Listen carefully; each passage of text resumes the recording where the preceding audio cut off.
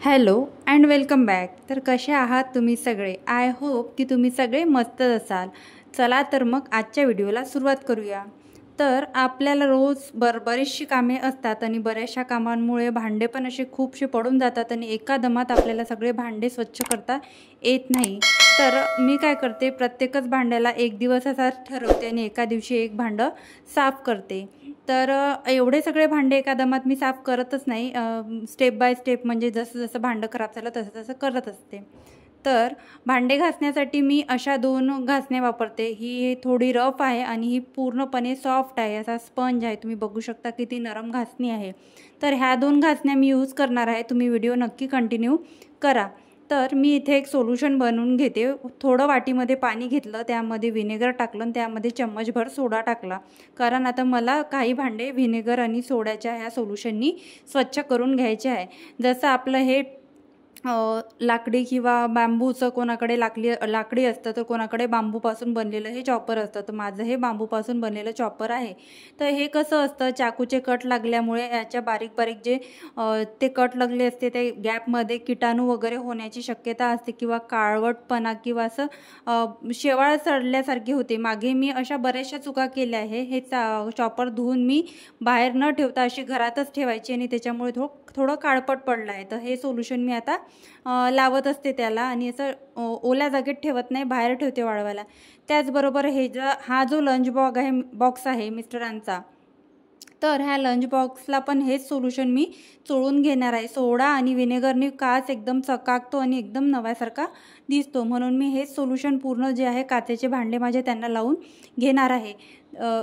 तसा तर मी हा व्हिडिओ मॉर्निंगलाच करायचं ठरवलं होतं, पण मला हा काचेचा डबा आहे तो मिळतच नव्हता. मिस्टर ऑफिसवरून लेट येतात आणि मग रात्रीच हा काचेचा डबा मला मिळतो आणि सुट्टीच्या दिवशी तर काही केल्याच जात नाही. त्याचप्रकारे हा जो मिक्सरचा पॉट आहे, या मिक्सरच्या पॉटच्या मागच्या साईडनी पण अशी खूप सारी घाण साचते आणि सतत ओलं राहिल्यामुळे तिथे पण असं एकदम असं काळवटपणा आल्यासारखं दिसतो आणि थोडंसं शेवाळ आल्यासारखं दिसतं. मी नेहमी मला जसं जसं खराब दिसलं तसं तसं ह्या पॉटची पण मी क्लिनिंग करत असते. तर सोड्याचं सोल्युशन जे मी बनवलं होतं, सोडा, व्हिनेगर आणि पाणी, तेच मी यामध्ये टाकलं आणि चोळून घेतलं. पूर्ण चोळून हे सगळे भांडे मी व्हिनेगर आणि सोडा लावलेले मी सगळे बाजूला ठेवले आणि हे प्लास्टिकची जी रिंग आहे आणि ती झाकण आहे आणि रबर आहे ते पण साईडला ठेवून दिलं. ते भांडे रेस्ट होत आहे. आपलं सोडा व्हिनेगर लावला आहे तोपर्यंत आपण तांब्याचे भांडे बघूया. तर आपल्याकडे असे पातेले असतात. ते पातेले आपण वापरून पूर्ण असे काळवट झाले असतात आणि अशा पातेल्यांना आता तांब्याचं कोटिंग येतं. तर हे सुद्धा आपण व्यवस्थित साफ करत राहिलो तर आपलं किचनमध्ये छान वाटतं आणि छान असे नव्यासारखे भांडे दिसते. आता सणावाराला आपल्याला नवीन भांडे लागतातच. जुन्या भांड्यात असं काही करावंसं वाटत नाही. छान फ्रेश जर सगळं असलं तर चांगलं वाटतं. तर मी एका प्लेटमध्ये, बाजूलाच तांब्याची प्लेट आहे, त्यामध्ये भैया पावडर घेतलं आणि भैया पावडरने हे सगळा जो पातेला आहे तो सगळा घासून घेणार आहे. स्टील असो किंवा जर्मन असो किंवा तांबं पितळ काही असो, भैया पावडरनी इझिली निघते. तर तुम्हाला भैया पावडर तुमच्याकडे अवेलेबल नसेल, तुम्हाला घरगुती काही रेमेडी करायची असेल, तर तुम्ही व्हिनेगर, सोडा किंवा निंबाची फोड आणि मीठ जरी या तांब्याच्या भांड्यांना घासलं तर चकाकतात, एकदम भांडे छान होतात. आणि आता सणासुदीला असे भांडे आपल्याला घासलेले लागतात. माझ्याकडे मीठ होतं पण निंबू होतेच नाही. निंबू खूप जास्त महाग आहे. इथे नागपूरमध्ये निंबू 10 रुपयाला 1 मिळत आहे. तर त्यापेक्षा मी व्हिनेगर आणि सोड्याचा जास्त उपयोग करत असते. त्याचप्रकारे हे जे चॉपर आहे, हे चॉपर मिठाने किंवा निंबाने जर घासलं ना तर एकदम क्लीन होऊन जाते. काहीच एफर्ट्स घ्यायची गरज नाही. पण तोच प्रॉब्लेम आहे, निंबू महाग असल्यामुळे घरात जे काही अवेलेबल आहे त्यांनीच मी भांडे क्लीन करून घेणार आहे. आणि जेव्हा कधी निंब स्वस्त होतात तेव्हा मग मी निंबानीच हे काच वगैरे हे भांडे जे आहे, देवपूजेचे देव वगैरे निंबानीच क्लीन करते. तर आता लिक्विड सोप घेतला आहे आणि ज्या भांड्यांना मी लावलं होतं सोल्युशन, जे व्हिनेगर, सोडा आणि पाण्याचं, ते सगळे मी फक्त सॉफ्ट स्क्रबर घेतला आहे. तुम्ही बघू शकता, कुठलंही हार्ड स्क्रबर घेतलं नाही आहे. आणि त्या सॉफ्ट स्क्रबरच्या साहाय्याने सगळं मी घासून घेत आहे. लिक्विड सोप मी घेतला आहे आणि लिक्विड सोपची बॉटल आहे, त्यामध्ये मी पाणी टाकून ठेवत असते. तुमच्याशी मी आधीच एका व्हिडिओमध्ये शेअर केलं होतं. पाणी टाकून ठेवल्यामुळे लिक्विड सोप आपल्याला जास्त दिवस चालतं आणि वेळेवर आपल्याला घ्यायला म्हणजे पाण्यामध्ये डायल्यूट करायला परत आपला टाईम वेस्ट होत नाही. तर तुम्ही बघू शकता थोडं रफ करून बघा. आताच तुम्ही हे पातेलं बघू शकता बऱ्यापैकी चमकत आहे आणि आतल्या बाजूला जो आहे तो स्टीलचा भाग आहे. हे जे त्याच्यात साईडला जे मोठं पातेलं आहे ते मला सासूबाईंनी दिलं आहे माझ्या. तर आमच्याकडे कसं गाई म्हशी आहे गावाकडे, तर त्या दूध वगैरे खूप असं राहतं. तर त्यांनी एकदा दूध ठेवलं आणि त्या विसरून गेल्या की गॅसवर दूध आहे. ते सगळं पातेलं काळं होऊन गेलं होतं. तर त्या म्हणत होत्या तू नेऊ पण नको, पण मी घेऊन आली आणि तुम्ही बघू शकता किती प्रमाणात मी व्यवस्थित केलं आहे. पूर्ण असं काळपटपणा आला होता आणि मागच्या साईडनी पण पूर्ण काळं झालं होतं. तर असंच होम रेमेडी करून करून मी ते व्यवस्थित केलं. त्याचबरोबर जे आपल्या घरामध्ये प्लास्टिकचे झाकणं असतात, टिफिनचे किंवा डब्यांचे झाकणं असतात, तर हे झाकणं आपण सॉफ्ट स्क्रबरनीच घासायचे.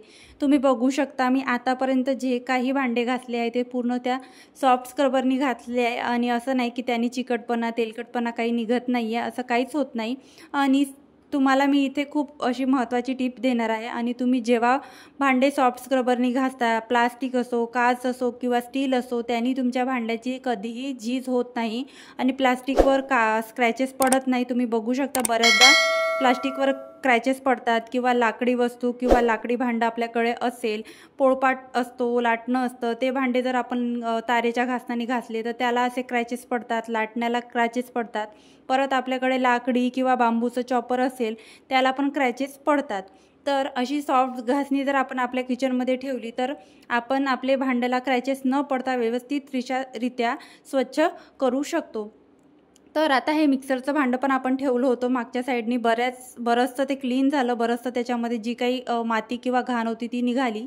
तेच सोल्युशन मी परत म्हणजे जे आतमधला भाग असतो आणि ते आतमध्ये ते बारीक व्हायचं ते चक्की लागलेली असते, तिथे पूर्ण अशी घाण साचलेली असते, ते पण त्या सोल्युशननी निघून जाईल. तर मी परत सोडा विनेगर त्यात टाकला आणि ही जी रिंग असते आणि हे जे प्लास्टिकचं झाकण असते हे सुद्धा मी सॉफ्ट स्क्रबरनी किंवा ब्रशच्या साह्याने क्लीन करून घेतली. त्याचबरोबर आपल्या घरात असे बिडाचे भांडे किंवा बिडाच्या कढया वगैरे असतात. तर बीड भांडं असं आहे की त्याला जेवढं आपण ऑइलिंग करून ठेवू तेवढं भांडं आपलं चांगलं राहतं. या भांड्याला घासणी किंवा लिक्विड सोप लावायची गरजच राहत नाही. पण एखादी वेळेला काय होतं, आपला तावा बऱ्याच वेळ आपल्या ठेवणीतला असतो. ठेवणीतला असल्यामुळे एकदा आपण लिक्विड सोप लावू शकतो किंवा वरवर उपयोगाला असला तर आपण नॉर्मल पाण्याने जरी धुतलं तरी चालतं. त्याचप्रकारे कुकर जो आहे तो एकदम असा सिटी वगैरे सगळी घाण होती. मी ह्या सिटीच्या मागच्या साईडनी बघितलं तर या सिटीच्या मागच्या साईडनी पूर्ण अशी घाण साचलेली होती. ती आपल्याला कधीच दिसत नाही. जेव्हा आपण डीप क्लिनिंगला एखादी वस्तू घेतो तेव्हा आपल्याला कळतं की किती घाण भांड्यांमध्ये आपण आतापर्यंत काम चालवत होतो. तर तुम्हाला मी आधीच सांगितलं भैया पावडरनी बरेचसे भांडे चकाकतात. पण तुम्हाला जर भैया पावडर यूज करायची नसेल तर तुम्ही सोडा व्हिनेगर पण वापरू शकता किंवा निंबू आणि मिठाने जरी भांडे चोळले तर बऱ्यापैकी त्याची घाण निघून जाते, तेलकटपणा निघून जातो.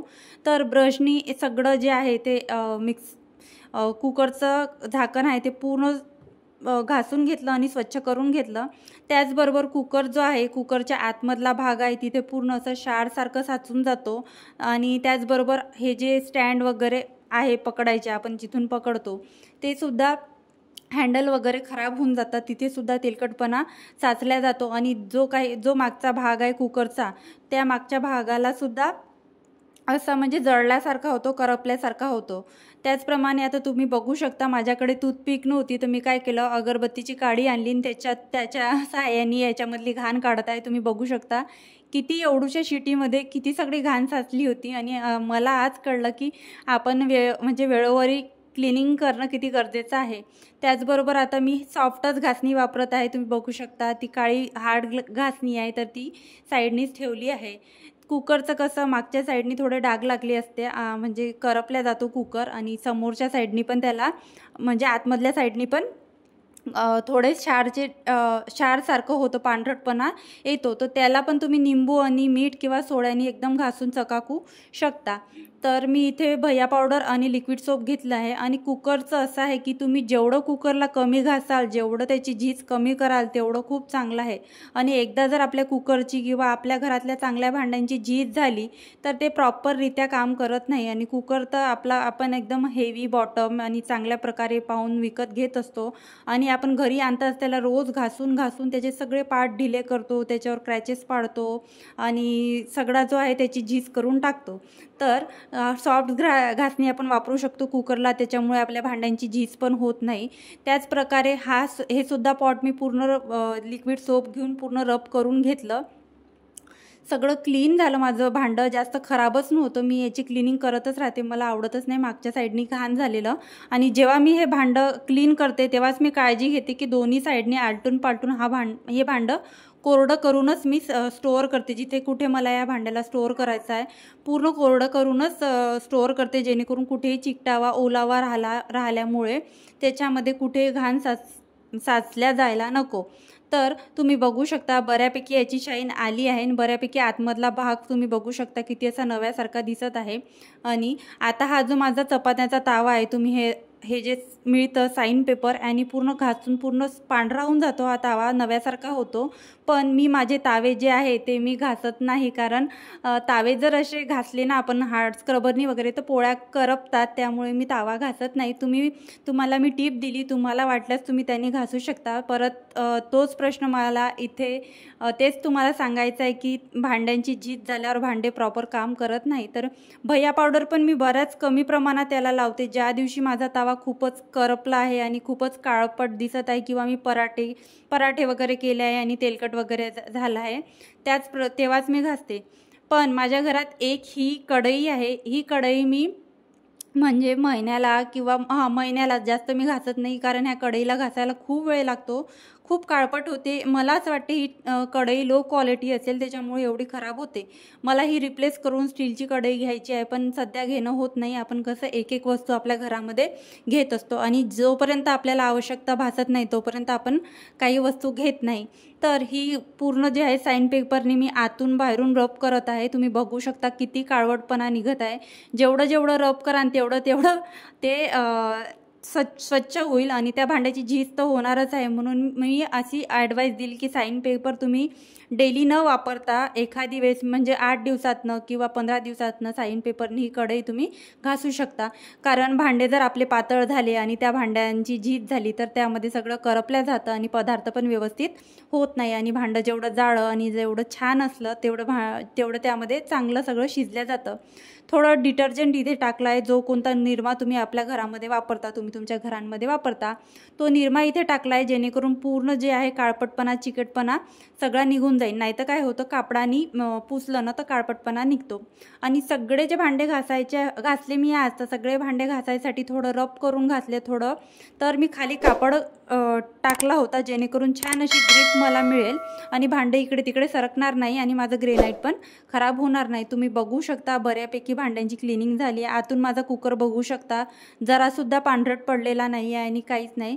सगळ्या भांड्याची तुम्ही माझा काचेचा टिफिन बघू शकता किंवा झाकण बघू शकता कुकरचं, पूर्ण असं क्लीन झालं आहे. कुठेच अन्नाचे किंवा कशाचे इथे डाग दिसत नाही आहे.